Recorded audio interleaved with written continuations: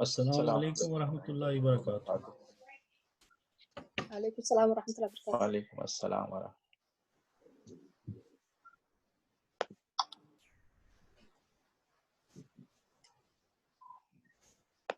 Can you hear me loud and clear? Yeah. Alhamdulillah. Okay.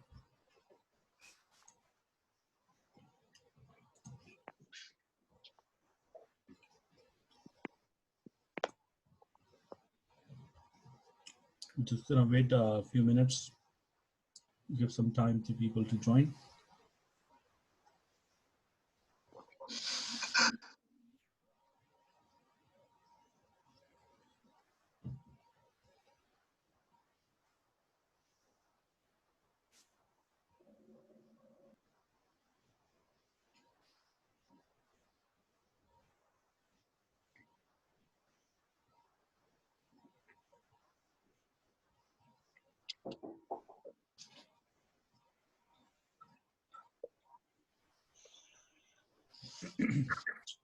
So did you guys get a chance to look at this document I sent earlier?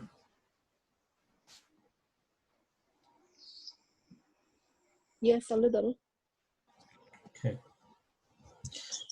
Sister Zahra, is Sister Noor, I think was she there last time? Who's new? Sister Noor? No. Isn't she your sister?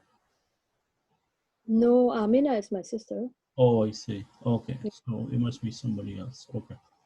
Yes. Okay, all right.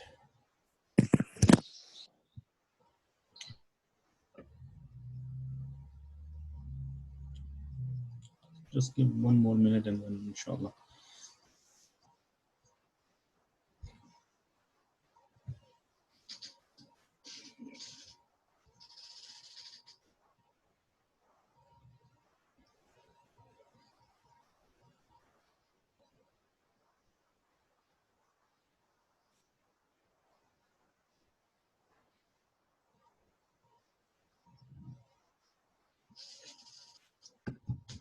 All right. Nahmaduhu wa nusalli ala rasulil kareem. A'udhu billahi minash shaitani rajim. Bismillahir rahmanir rahim. So jazakallah khair everyone for attending the class. So what is the status of our understanding on the verbs? You guys can unmute yourself for a little bit and then maybe. Assalamu alaikum. Wa alaikum salam wa rahmatullah. Javed bhai, how are you? Alhamdulillah. MashaAllah. I have some students coming back. MashaAllah, Arfa is here. Brother Arfa, assalamu alaikum. Assalamu alaikum, brother. Wa alaikum salam wa rahmatullah. So I was asking that at this moment, regarding verbs, fi'l madi, what is our understanding and how are we feeling about it?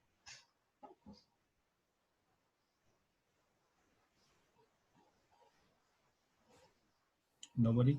I have reviewed some. I missed some lectures, and I did review all your videos, and they have been helpful, especially the last session that you did on Monday.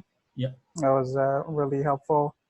On this document that you posted today, there's this table, the conjugation of the past tense verb examples, right, with all of the different variations listed. That's really good to have as a reference in case you would forget any of the variations.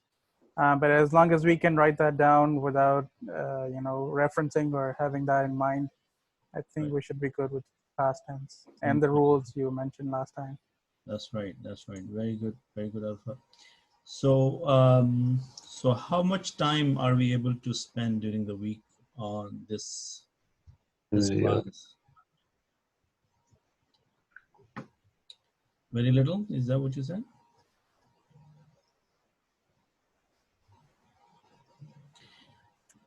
Okay. So let's go over this document together. Just in case if you haven't gotten a chance to look at it. Whatever I said in the last lecture, this is pretty much the review. So the past tense is known as al-fi'l al-madi, and the verb is action, and in Arabic we write fi'lun, and doer is a subject and we call it fa'ilun. So the base form of all Arabic verbs is in the past tense, madin. And the base form of the verb always corresponds to the third person singular masculine pronoun, which is he, which is huwa. Okay, and the doer of the action, file, is hidden, and in Arabic we call it mustatar, within the base form of the verb.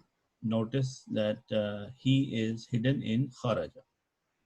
So far, is that clear? Yeah. Yes. Okay.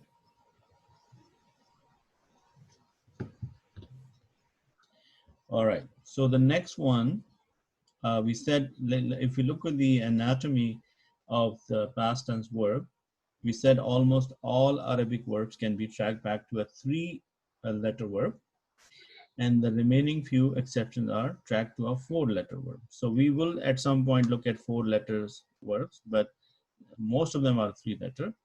And to understand their structure, the 3-letter verbs are defined on the pattern of fa'ala as follows. So we say fa'ala, so there is letter fa, ain, and lam.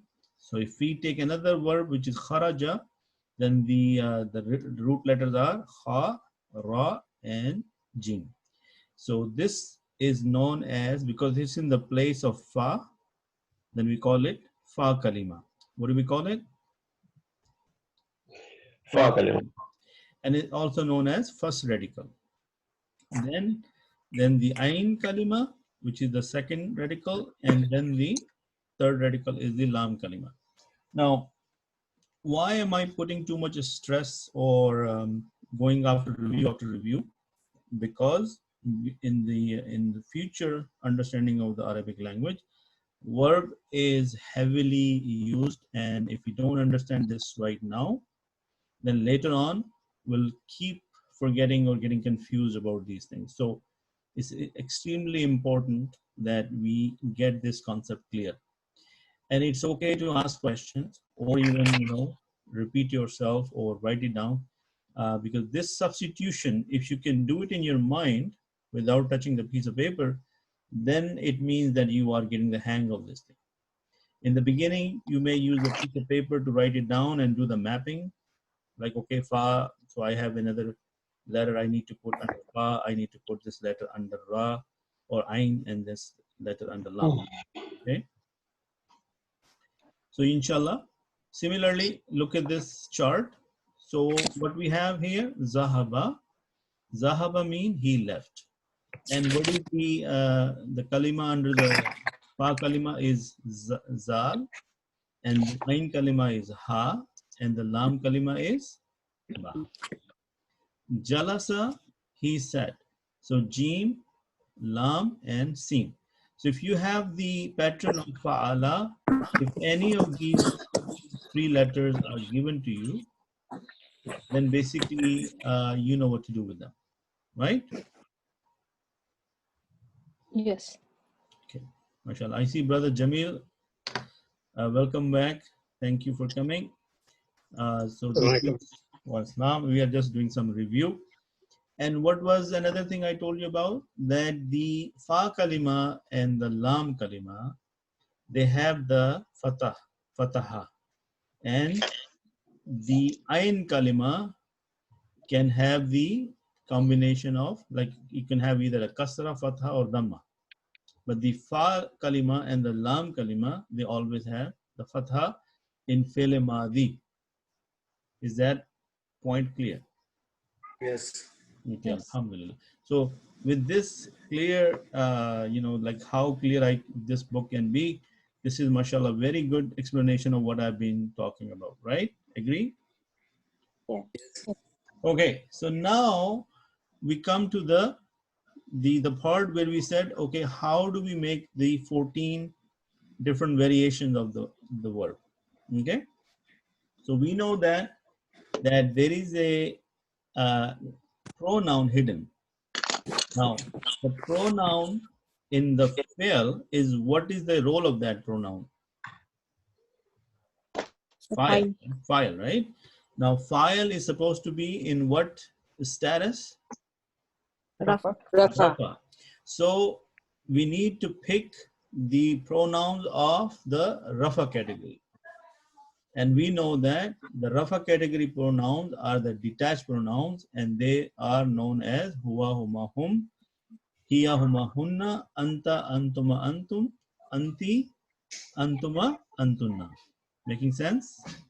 And the Yes. next one is ana, nahnu, right here. Yes? Yes. Okay.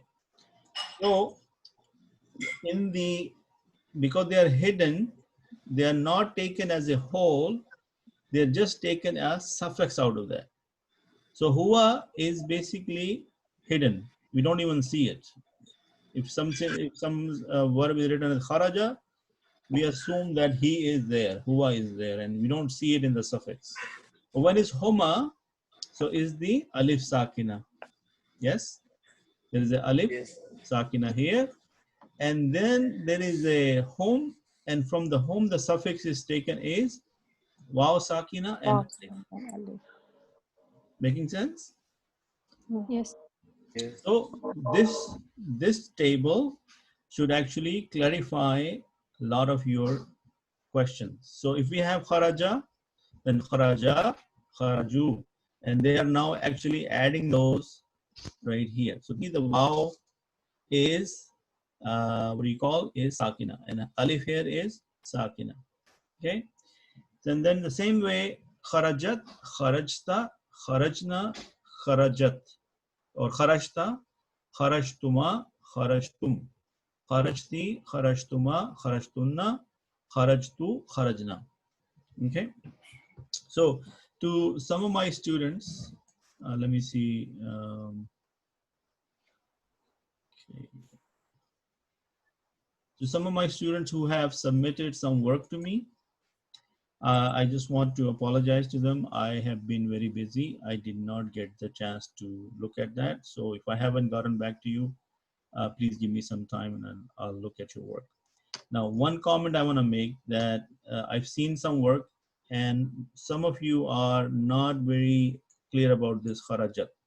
So because kharajat is for a female, so you're putting the ta marbuta here. Okay. You don't need to put the ta marbuta because it's kharajat. The ta sakina is right here. This is the ta of tanis. Tanis means this is to indicate that this is for a female. Kharajat. Okay. Similarly, zahabat, samiat, karumat. Now, what is the difference between zahabat and samiat and karumat? Ain kalma has different. Yes, the ain kalima is fatha, ain kalima is kasra, and the ain kalima is dhamma. Okay, so go through this chart. Very important that you understand it. And I believe that there was another chart here, which I missed, I guess. And then it is telling me what is this kharaju and why is there an extra alif. So if you had a question, then why there is an extra alif here. So they're explaining here, the alif is called aliful waqaya, alif of protection. It protects the waw from being mistaken for the conjunction waw. You know, waw mean and. Understand? So if there was only waw here, then it could be misunderstood as the translation of conjunction between and. So it is written but not pronounced. So the alif is trying to protect that waw. And then here it's saying all file in these groups are either mustatir or have a sakun in them. The group is called sakin.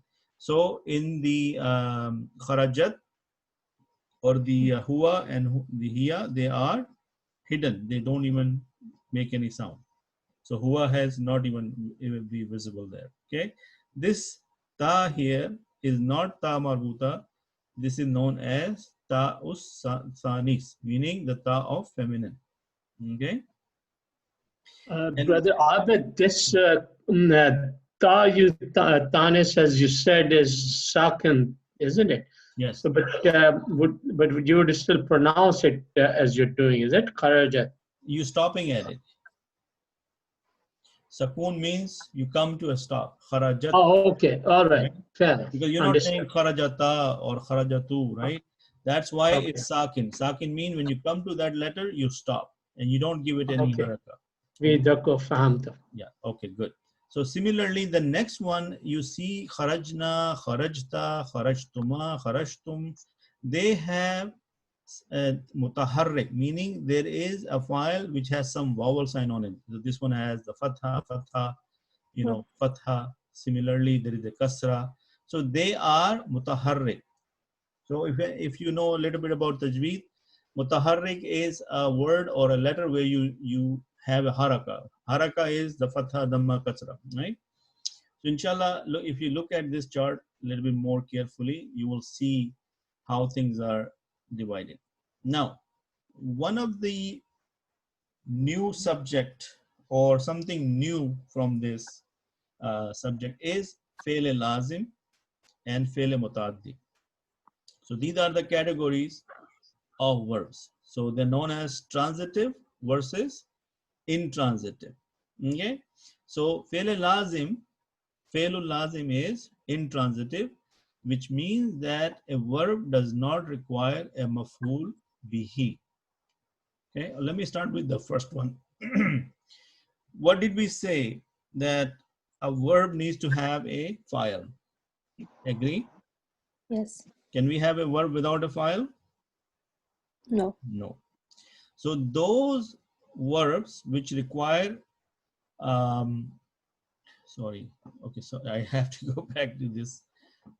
It does not require a maf'ul bihi, meaning if there is only a file and there is no need for a maf'ul. Maf'ul is what? The object, right? Remember last time we talked about maf'ul? File and maf'ul. What is maf'ul, Arfa? The object, Object, right? Yep. And the file is the the subject. doer, So subject. if there is a verb which does not require an object, is known as fi'lul lazim, and in English we call it intransitive verb. Making sense? For example, Zahaba Hamid. Hamid went. We know that he went. We kind of understood the meaning that he went somewhere. We didn't really need to know where he went. Okay. In the other category, maf'ul is also known as maf'ul bihi, and these are the verbs. They not only require the file, but in order to have the meaning of the verbal sentence, they also require an object. Yeah. Sa'ala Hamidun Bilalan. Now, who is the file here? Hamid. Hamid. And who is the object? Bilal. Okay, so if I had said Hamid asked, right? If I had Sa'ala Hamidun, if I had said like the other example, when I say Zahaba Hamid, if I say Sa'ala Hamid, meaning Hamid asked, then I have some curiosity in my mind. Who did he ask? Yes? Yes. Right? So this kind of sentence requires a object, and Bilal is our object. So Sa'ala mean asking somebody. So who asked? Hamid asked Bilal something. So the one easy way to tell if the verb is transitive or intransitive is to ask if one or both of the following questions is meaningful for that verb. What was the action performed on, and who was the action performed on? Making sense? Okay, so now another example. Kharaja Hamid, Hamid left. Jalasa Hamidun, Hamid sat, right? But Shariba Hamidun, Hamid drank. What? What did he drink? Al-ma, the water. He drank water. Samiya Hamidun, Hamid heard. Then you want to know what did he heard? Al-azan, the call to the prayer. Making sense? Yes? Come on, guys. I need some sort of field. Yeah, Ariba, no. Hamid, on this, sorry, Hamid, Abid, this Shariba Hamidun, it should be Al-Ma'an or just Al-Ma'a? Shariba Should it be Tanween in the end or there should be a Tanween in the end? Okay, see the Oh, because Al, sorry, got it. got it right. So if you're Yeah, stopping, it's if you're definite. stopping, yeah, if you're stopping, you're gonna say Shariba Hamidul Ma. If you're not stopping, you will say Shariba Hamidul Ma'u, whatever, what Ma'a, and then you will continue. So depending on if you're stopping or you're not stopping, right? So, but are you clear about the Fi'l Lazim and Fi'l Muta'addi? Brother Abid, I have a question. Yes. So we're basically asking the two questions. So what is the action performed on and who the action is performed on? Yes. So for example, when you say Kharaja Hamidun, Hamid left, so it's not exactly a what or a who, but you could be curious about where.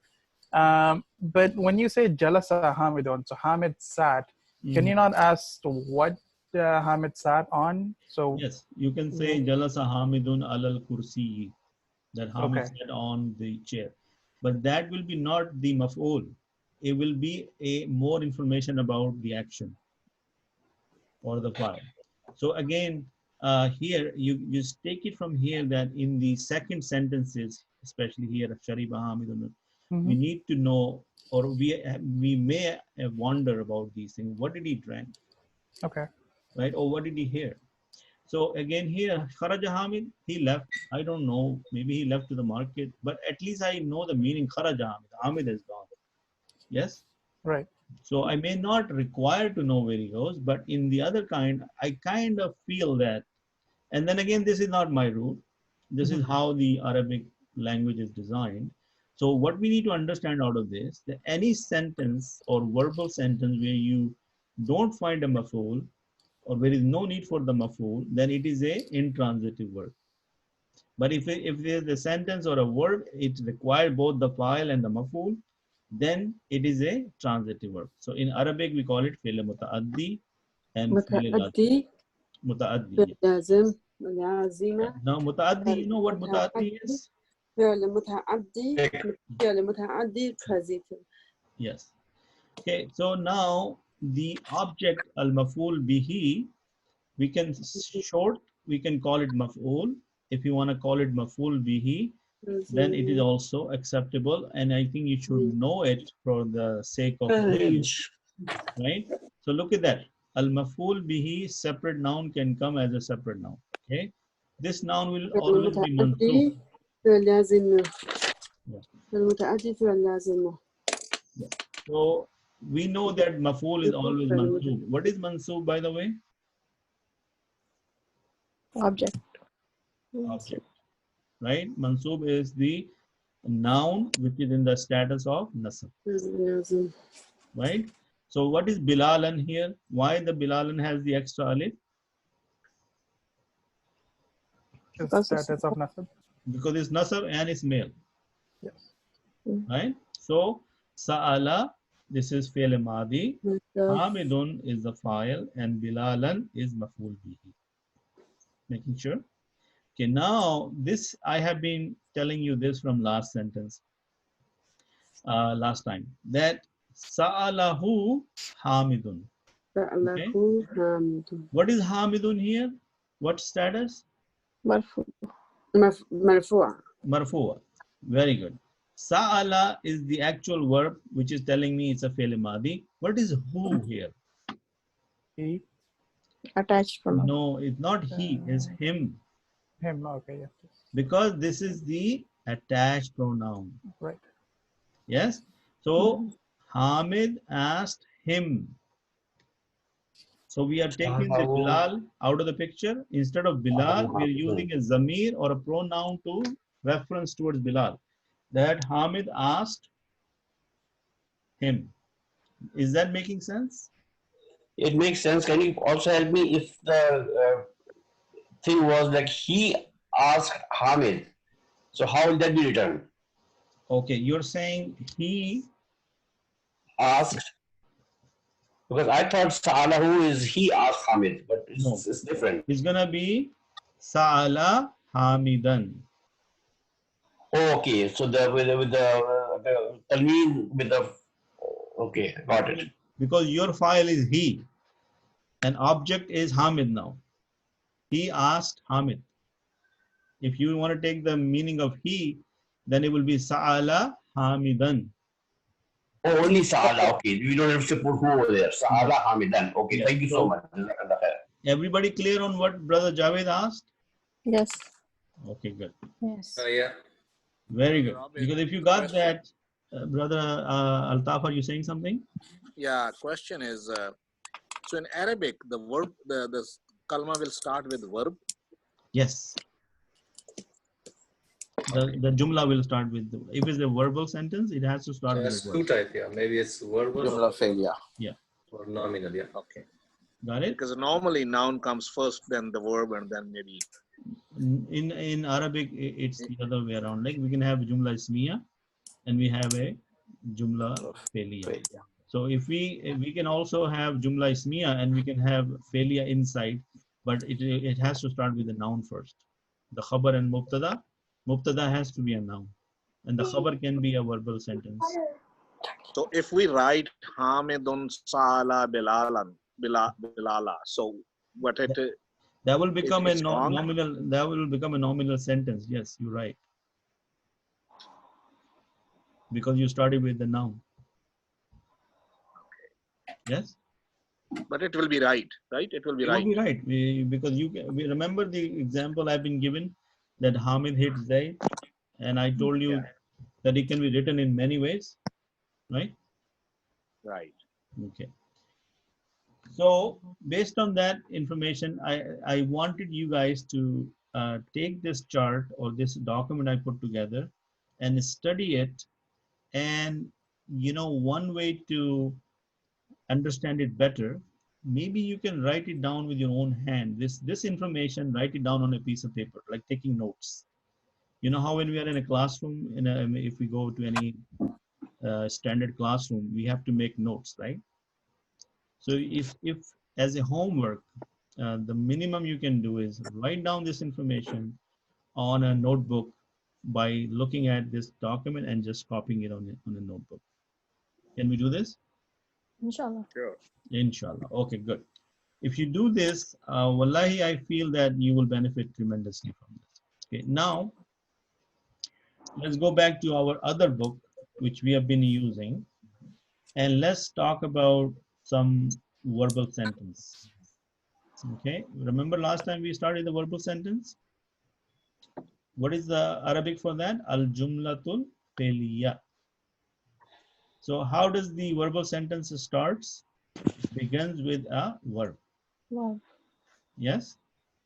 Now, if I hide the translation, I'm sure that most of you are able to translate this.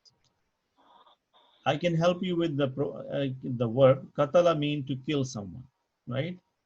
If it's fi'l madi, we're going to say killed. Yeah. Yes? Yeah. Yeah. Daud ki Jalut. Let's say Daud somebody. killed Jalut. So who is the actor here? Who's the file? Daud. Daudu, right? Because Daudu Daud. is telling me it's in the status of Rafa. Is Daudu, sorry, any questions? No. Okay. That's okay.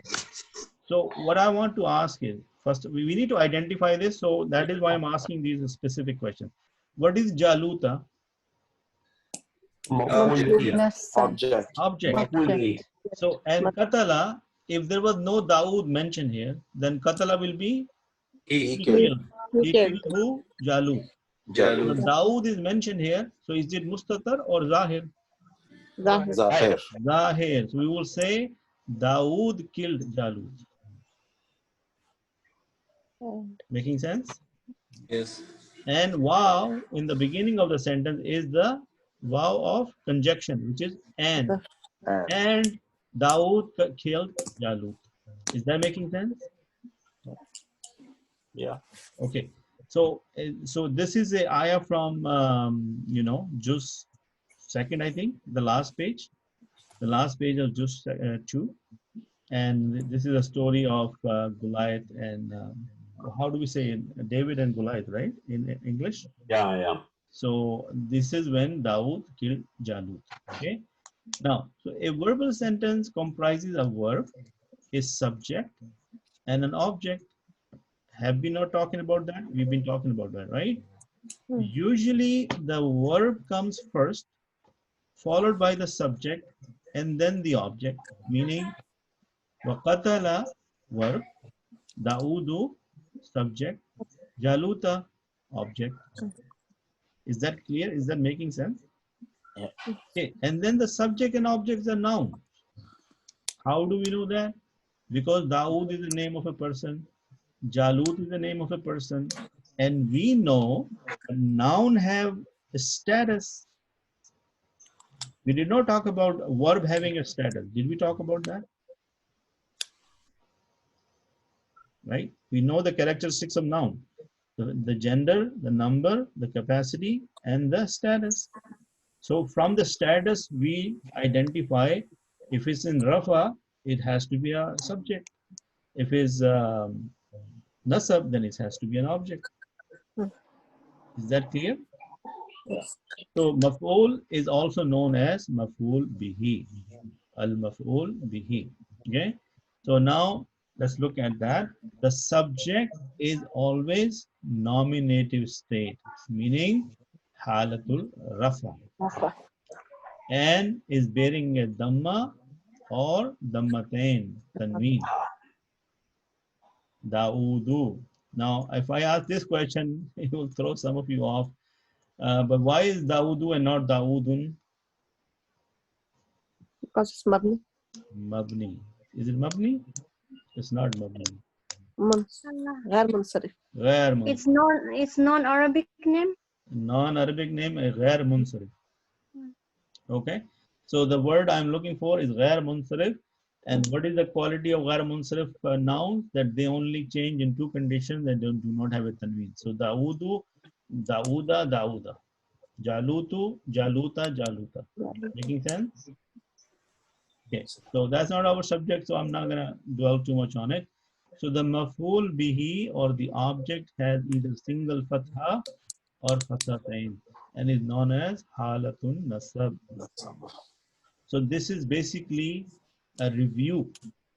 So when the noun follows a preposition, it will be in the genitive state halatul jar with a kasra or kasratain. Qalu amanna billahi wahdahu. What is the meaning of that? Qalu. What is the meaning of qalu? Qala is saying something. So past tense will be said. Qalu. Who is that? They said. They said. They said. All said. They all men said. Male, third person, plural. Yes, if we want to be very clear about the description. Amanna billahi. Amanna is what? We believe. We believe. In who? Billahi. In Allah. Billahi. Wahdahu. Who is one? He is the one. Right? Who is one, right? Okay. Mashallah. So I want you to, feel this excitement that mashallah, you are able to understand this. You may not be able to, some of you may not be able to put it together 100%, but by just looking at it, you have a feeling that you know this. If you have that feeling, then I'll feel really happy for you. Hey, Abid, how did you translate from Wahdahu, who is one? Where did the who come from? You can also say he is one. Right? Wahdahu. Oh, he is one. Okay, yeah. You can also say he is attached. one. So, Brother Javed, what happens is pronoun. People who are translating these verses, they don't go in a literal meaning of the sentence. They No, I just wanted to understand. Thank you so much for explaining. Yeah, so Yeah, okay. who is basically wahdahu. You can see it from here. Okay, now zahaballahu binurihim. Okay, let me hide the meaning for a second. Have we not seen zahaba in the last 3 sessions? What is zahaba? Yeah, he took. He went. He went, but here the meaning will be he took. Yeah, one meaning is he went, right? But is the zamir mustatar or is it zahir? Zahir. Zahir. The file is Zahir, right? Who's the file? Allah. Allah. Allah. So we cannot say Allah went. Allahu. We didn't say Allah went. In this context, the meaning of Zahaba is that he took something away. Allah took something away. But what did he took away? In Nuri. Him. Their lights. Their nur, their right. There Now, we are. B is a, Allah Ta'ala took away their light. Okay. Now, if we just focus on Nurihim, what are we looking at? Is Nur a noun or a verb? Noun. Noun. And what is him? Them. Is the attached pronoun, right? Now, because of this ba, which is a preposition, the zamir will become which status? Jar. Jar. And why did we have him and not whom? Because of jar. Because of the kasra here. That is why there is a variation, because remember, the whom could be whom or him. Remember that? 4 rules I defined to you long time ago. Making sense? So whatever I'm doing today, it should be a eye opener and a light will be coming on your head. Oh yeah, I know this. So this is the whole purpose of this exercise to do today. So pronouns are not required to be mentioned separately as subject because they are hidden in the verb itself. For example, khalaqtu. What is the meaning of khalaqtu? I created. I created. Right? Khalaqtu. Khalaqta. What is the meaning of khalaqta? You created. You created. Right? Khalaqna. We created. We created. MashaAllah. So now look at this sentence. Wa. What is wa? And. Is. When. Is mean when. Farakna. Faraka mean to separate something. Separate. Brother, how do you say he created? He created And us. we separated. He created us. He khalaqahum or khalaqana. Yeah, same thing. Khalaqna, he You created the us. Bahar. We created and he created us. Is the same? Okay. Khalaqana. I think it is khalaqana. Because khalaqa has the he in it and na is us. Okay, remember we talked about that. When you are thinking about the attached and detached pronoun when it's working with the verb, you have to look at the suffix. And he created is khalaqa, right? Agree on that? Yeah. Yes. Right. So khalaqa na mean us. So it's Also, not we the, created. yeah, he created us because it's not the na of the detached pronoun. It is the attached pronoun. You understand?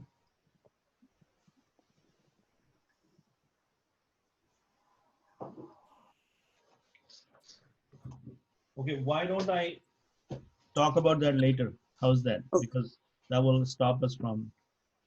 So what is farakna bikum? Bikumul bahra fa anjaynakum. Now look at this. Fa anjaynakum. Now who can tell me what this fa is? Thus. So therefore, anjayna mean we protected them. Anjay. Na is who? We. Kum. Them. You all. We save you all, or we protected you all. So the translation is, and when we parted the sea for you and delivered you, right? Delivered you mean, or we saved you, protected you. Is that making sense now that this fa'anjaynakum is a combination of verb, the file, and the maful bihi. Making sense? So if you just think about kum, so when it comes to attached pronouns in the verb, we are not using any suffix. We are using the whole thing. So what is kum? Ka, kuma, kum. You all. This is the second person, male or plural. Yes? Ka, kuma, kum. Ki, kuma, kunna. So do you see kunna here? There is no kunna. It's kum. It's talking about male. Male.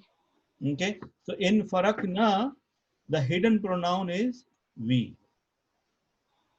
Yes? Okay. And when the object maful bihi is pronoun, it usually precedes the subject. Precedes mean it can come before the subject. Yes? After. Precede is before.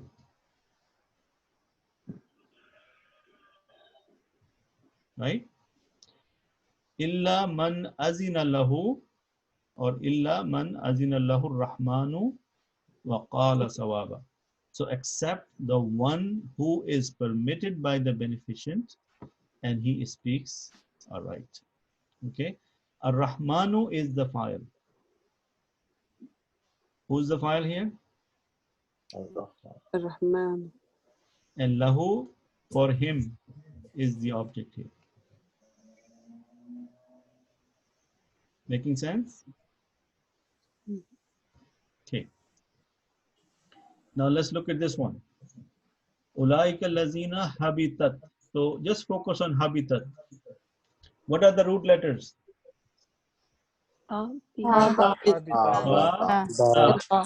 Okay. What is the ayn kalima? What is the haraka on the ayn kalima? Kasra. Kasra. So what pattern are we looking at? Fa'ila. Fa'ila. Now tell me habitat.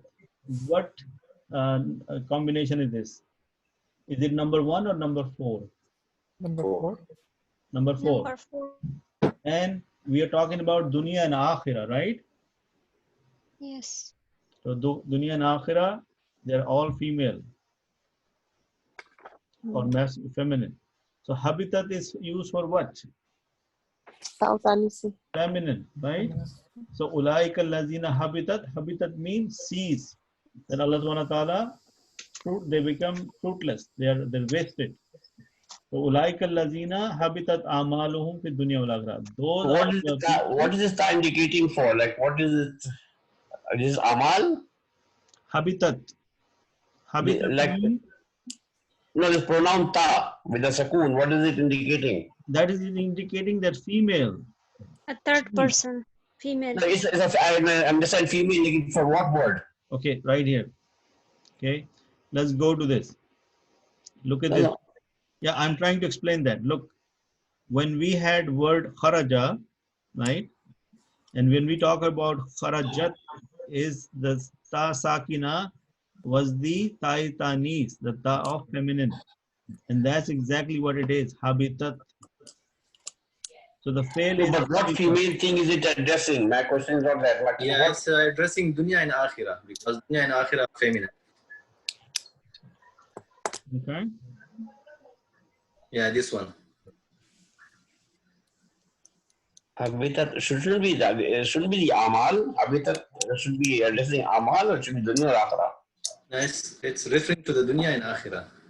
Okay, so those are the people whose deeds have become fruitless in the world and the hereafter. Now also remember one thing. In the previous session I said that when the file is zahir, then doesn't matter is male or female, you can use both. You can say habita, right, or habitat, depending on the context. So in here, dunya and akhirah is feminine. That is why it's probably using the feminine here. You understand? So look at this. It says right here, if the subject is in the form of a broken plural, okay? If the subject is in the form of broken plural of non-human objects, the verb used will be feminine singular. The rule is given here, we just overlooked it. So you're right. Amaluhum is jama mukassar of amal. Yes? Is amal feminine or masculine? It doesn't matter. He's saying if it's a broken plural of a non-human object. Okay, so this is our subject.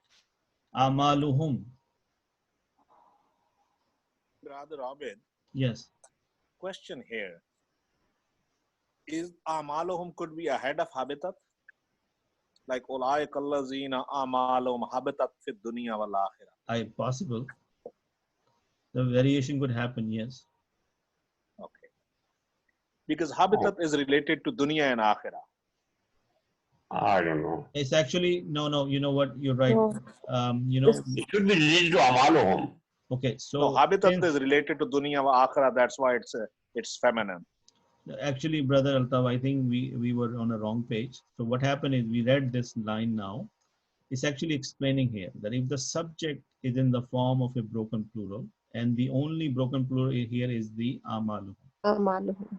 Okay, and amaluhum is the broken plural, and if it is a non-human object, right? It's not human. Amal is not human. It's non-human. Oh, okay. See, so that is why I said we made a mistake, and we are reading the rule now. Oh, Then the verb use will be feminine singular. Okay. okay, now I got it. Okay. So similarly here, if the subject is given in a sentence, not in the form of a hidden pronoun, meaning it is visible or is zahir, then a singular verb is used irrespective of the subject, singular, dual, or plural. If a second verb is required, then it should be according to the subject. So iza ja'aka. First of all, what is ja'aka? Ja'a is a verb, When you meaning came, coming. When somebody come you came. or came, right? So ka, when they came to you. Who? You came to. No. When the munafiqun came to you. Because munafiqun is the people who are zahir. They are not hidden. It's very confusing now. Making sense? No. Okay, look at the thing. When the hypocrites came to you. When-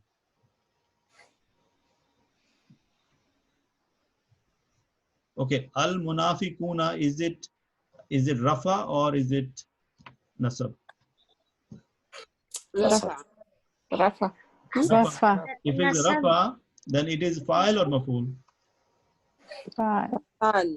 Fa'il. Fa'il, right? And ja'aka, is ka a nasab or jar pronoun, or is it a rafa pronoun? Jar. Jar. So this is the maf'ul is connected with the verb, right? It precedes the fa'il, right? Al munafiquna rafa, how? Because Okay, you tell me, brother Kabir, why is it rafa? Abid, can you please hold on here? Can you just leave the rest of the sentence? What will the translation of iza ja'aka? Only this much. What does it? How do you translate the dot? When came to you. When came to you, ja'aka. Okay. For example, if munafiqun is not here, okay, let's do this on a camera. Okay, I want to do this on a camera. Camera? Yeah, right here. Can you see my screen now? Okay. Yes. Okay. So, iza, the meaning of iza is when. Right? Mm-hmm. Okay. If I say ja, meaning he came. He came. Right? You're with me so far, right? Correct, yeah. If I say ka, you. Oh, ja'aka, he came to you, okay. He came to you, right? So far with me? Right. Okay. Yeah. Now, when I say al munafiquna, so is he replaced by munafiquna? Yes. Yes. Right? So the file is visible. It is visible, but munafiqun is plural. So shouldn't ja be also plural? No. When they came to you. That is what he's trying to say. The rule is, and we talked about that in the previous session, when the file is visible, we either use number 1 or number 4. Remember that rule? Number 1 for male and number 4 for female. which will be fa'ala, fa'alat. Making sense? Fa'alat. Remember that rule? This is number 1 and this is number 4. It's not plural, it's singular. Yes, it is singular. So what, okay. First of all, do you guys understand what I did here? Yes. Okay.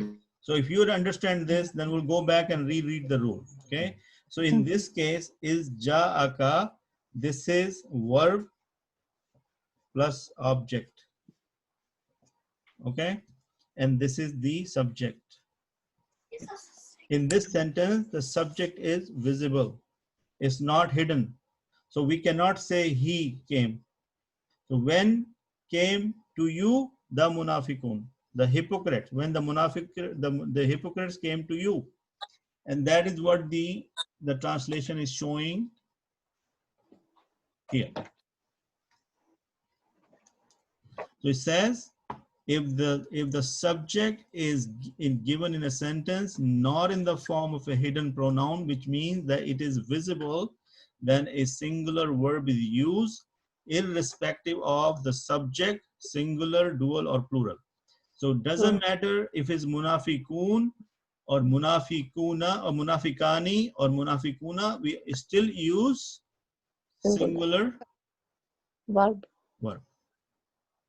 which is ja'a. We didn't say ja'uka. We didn't say that. Remember fa'ala, fa'ala, fa'alu. We didn't say ja'uka. Did you say that? It's a rule. It's not something you should worry about, getting your head mixed up. It is a rule. And if the second verb is required, it should be according to the subject. So here, why we have qalu? Because what is the subject here? Nashhadu. What is nashhadu? We witness. We testify Witness. that indeed you are the Rasulullah. Right? So when the hypocrite came to you, they say, we bear witness that you are certainly a messenger of Allah. Javed, itna to lamba gehra saans na le yaar. It's easy, inshallah. No, that's okay. Okay. Everybody else, okay. Please, other people, we have only 10 minutes left. I want to hear other people, talk about this. How are they feeling about this? Can everybody unmute themselves? Okay. Yeah. Sister We need to Zahra. remember the rules. Who's that? Yes. 1% at a time. Sister Zahra. Yes. How do you feel about this? Are you confused, or do you know what's going on, or you don't really get? I'm okay when you're explaining, but then there's a lot of things that I have to cover. Like in this case, for example, just the one that you gave us right now, إذا جاءك المنافقون قالوا نشهد إنك رسول الله. Now جاءك and إنك, those two. Yeah. I get a little bit confused. Okay. You remember when I did it on a piece of paper, I explained Yeah, it's repeating. Is Yes. ja'aka, because these are two sentences, and that is why it's a long sentence. But what the rule is saying, that when you need a second verb, then you need to follow the second verb's number to bring the verb, the qalu, because qalu here is our verb, which is for more than two people, right?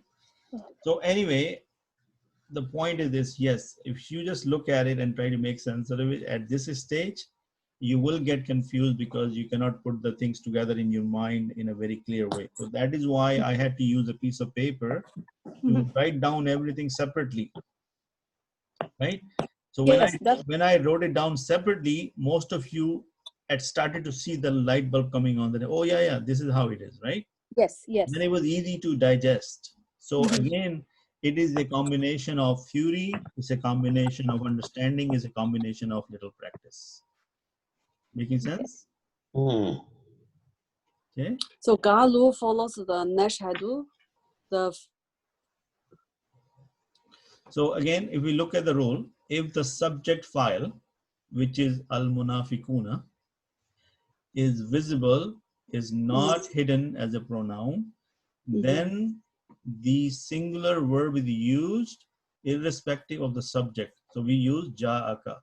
Okay, ja'a singular. Okay, Singular. because it's male. Number one. Yeah, it's male. So we use ja'a and ka. If it was female, then it was ja'aki. Right? Then if a second verb is required, then it should be according to the subject. The second verb is qalu, and also nashhadu is also a verb. So if the second is required, so basically because munafiqun is plural, we have to use a verb which is plural. So qalu, isn't it same thing as fa'ala or fa'alu? Look at this one. What is this? Kharaju. Okay. So if I show you on a piece of paper, then it will make sense. Okay. So we have qaf and we have alif and lam. What it will become? Qala. What does that mean? You say. Right? Right? So if we have to make it, they said. Qalu. Qalu. And then this mud is to show that we have to prolong this. Qalu. Yes? Making sense? Yes. Okay. So inshallah, yes. If it's a female. Yes. And the munafiqatu. And then the ja'at, right? Ja'aki. Well, the thing is, doesn't matter what this is. Here, we are saying that he came to you, Rasulullah. Yes. Allah subhanahu wa ta'ala is talking to Rasulullah that when the munafiqun came to you, they said to you, we were witness that indeed you are Rasulullah. Right? Allah subhanahu wa ta'ala is telling Rasulullah. He's talking to you. If he was talking to a female, then he would say, is ja'aki al-munafiquna. Because ja'aki, meaning he's talking to the female, but still the hypocrites, male hypocrites came to them. If he was a female hypocrite, then he will be munafiqat too. Yeah, that way if it's a munafiqatu, then it's a ja'at will become a ja'at. No. Because ja'at. With number 3, we use number 3 and number 4 now. Number 4 and number 1 for male. No, Ja'aka is related to Rasulullah, Rasul sallallahu alaihi wasallam. Yeah, It is Rasulullah. Yeah, sorry. Yeah, it's like female. But the ja'at is will use instead of number 1, we'll use number 4. Yes, number 4, but depending on what is the context. So you know what, she has a point. Could it be ja'at ki or ja'at ka munafiqat?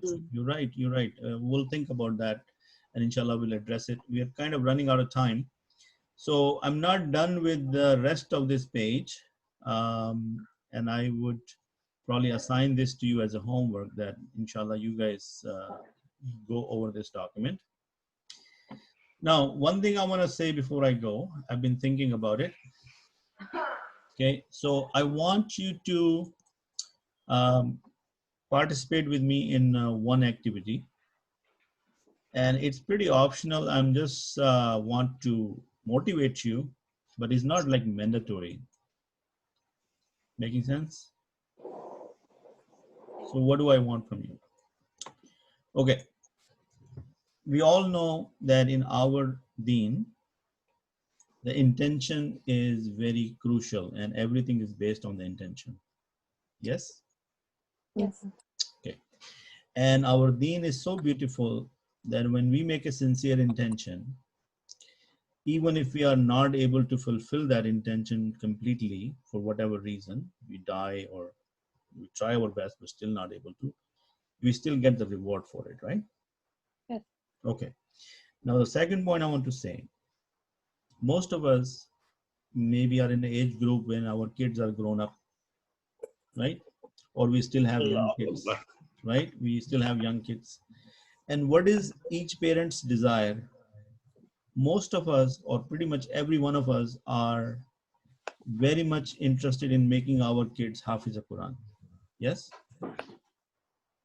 Yes. Yeah? Yes, yes. At least we have a desire, or we think about it, or we wish for it, that, oh, you know, my kid, inshallah, my kid will become Hafiz al-Quran. But when we are wishing that, we are kind of taking us out of that picture altogether, right? When we are wishing for our kids, we think that because we have passed that stage, we are not a kid anymore, we're not young anymore.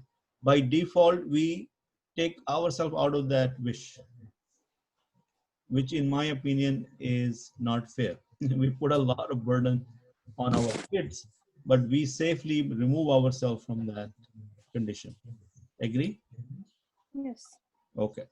So all I'm trying to say, that as long as we are alive and we are mentally able to think, memorize, write, read, we should not write ourselves off from memorizing the Quran. Agree? So At least maybe just understanding and comprehending is more vital than channeling it, isn't it?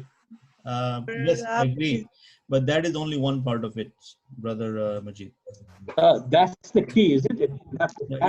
It is part rather of than the to just equation, Brother Majid. With all due respect, yes, but that is not the only criteria. Otherwise, nobody would memorize Quran in their lifetime. Comprehending is one part of it, which we should struggle, and we are focusing on that. So, but that doesn't mean that we should not even worry about memorizing it. Okay. Plus, it's a personal choice. I'm not going to enforce it on you. So all I'm saying, you guys and us as a team, volunteer, make a sincere intention, then whatever life we are left with, inshallah, we will try our best to memorize the Quran. Inshallah. And the minimum. Is that possible if we start from like either from beginning or from the end, goes with ayah to ayah? I'll tell you what I know, and then it's up to you. If you talk to any people from Arabic origin, in their family, it is a mandatory thing that every person in the household at least know the Juz 30 by heart. No excuse whatsoever. Juz 30, everybody in the household needs to learn or memorize. Making sense? So I am saying to you, because of our age or our busy schedule or our whatever condition, minimum one verse a day with meaning, with understanding and right tajweed we can memorize. And you will be surprised that how much potential you have been ignoring. And after 7 days, you will have 7 verses. After a month, you will have 30 verses, right? And if you ponder, the last juz has 34 surahs, small ones. And the whole Quran has 114 surahs. Yes? So imagine just by memorizing the last juz, you memorize 34 out of the 114.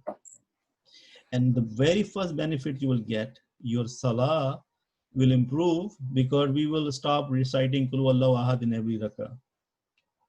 Yeah? Okay. So I leave you with this thought for, food for thought, that inshallah, ask your own self, why I haven't done so far. If you're already doing it, well, alhamdulillah, carry on. Like Sister Afia, mashallah, she's in Surah Al-Ma'idah right now. She's memorizing. And I believe that she's from the part of the world where pronouncing Arabic is the hardest thing she might be, encountering. But alhamdulillah, she's doing tajweed, she is learning Quran, she's doing Arabic, you name it. And she would not tell you that, but I'm telling you as a teacher that mashallah, she's striving, right? And we all are striving. So we want to take it up a notch. And maybe from now till a month, we give ourselves a task. On my own time, I am going to read 1 verse with understanding and I'll try to memorize it. And then when you get to 3 verses, in every rakah, the minimum is you recite 3 verses. So instead of reciting Qul Huwallahu Ahad or any small surahs which you recite every day, and start reciting these new verses you memorize. And that way the revision will happen automatically and you would not have to even bother memorizing it again and again. So can we say labbaik to this, or can we say inshallah we'll do it? And I'm not going to ask you, I'm not going to check on you, I'm not going to say, hey, recite to me this. No, I am not putting that burden on you. All I'm saying is I'm just shaking ourselves up a little bit to say, hey, we need to get to the next level. Inshallah. Okay, awesome. Alhamdulillah. Brother Abid, I will just draw an attention to an ayat which says that you could get laden like donkey with the book. So I've seen people who cram it and they don't necessarily understand. So it's good to remember, as you said, it sort of you can recite in Salah and wherever you could. And if you start comprehending, that doubly helps, isn't it? Yes, I said that already. I second your point that yes, comprehending is very important. Okay. But is it possible if you can start, we can memorize, and everyone can memorize their own time, but at the same time, if we can start from the beginning and then understanding from the beginning, that way, like whoever want to memorize, it's gonna be easy either from the last juz or the first juz. Inshallah, I don't mind, but as I said, if I make it a group activity, then people might get burdened by it. I really didn't want to burden anyone. I just wanted to put the Not idea about out like there. a group, at least we have like, if we go with the grammatical understanding, either from the beginning or from the ending. Sure. If you remember, we are doing Surah Kahf because Surah Kahf is something we read every Friday. So I started from Surah Kahf and we are on ayah number 18 or 16. But if you want to do last juz, we can start from Surah Naba next time. Sure, inshallah. Yeah. That Is way, everybody okay with that? I was Yeah, carry Surah on Naba once. is okay, but Surah Kahf maybe is we already started. So if we carry on with that, Okay. Agree. Yeah. Say that again. Agree. I will say carry on with Surah Kahf. We can start memorizing Surah Kahf. Okay. Yes. Inshallah. Okay, We can do inshallah. that. So Inshallah. yeah, the whole Quran is our field. We can pick anywhere, and again, the grammatical analysis we are doing as we going. So inshallah, we'll carry on with that. Inshallah. Okay. So I leave it in your good hands. Make this intention, and again, remember, if we couldn't do for any reason, inshallah, we'll still get rewarded for our intention. Inshallah. Yeah. Okay. Inshallah. Jazakallah khair. Assalamu alaikum. Assalamu alaikum. Wa rahmatullah. Assalamu alaikum.